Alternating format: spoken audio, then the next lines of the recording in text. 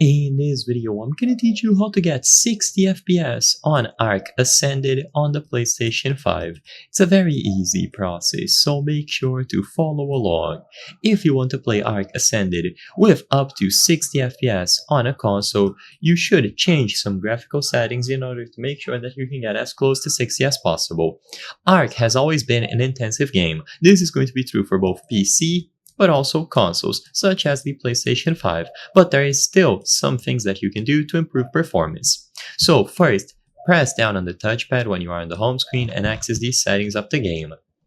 Under Video, lower some of these graphical qualities. Now of course, this might make the game look slightly worse, but in my opinion, it is going to be worth it if you want to acquire and get a smoother performance. So stuff like motion blur, film grain, light bloom, light shafts, and even color grading. Even though they won't have an intense effect on performance, they can still help.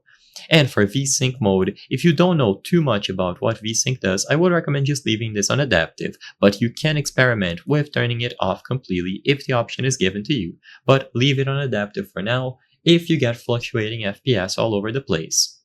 The next thing to do is to switch over to the Advanced tab and make sure that the console access option is set to on. So you need to be able to access the console while you are inside of the game. This will allow you to run some commands that will disable graphically intensive features. With this done, go inside of a session, pause the game at any point, and if you look at the bottom left, after you enable console access, you will be able to press down on the touchpad to type commands on the console. Once you open the console command UI, you will have to type out these commands here. By reading them, you can already identify what they do. So this one will disable volumetric fog, volumetric clouds, shadow quality, and disable grass completely.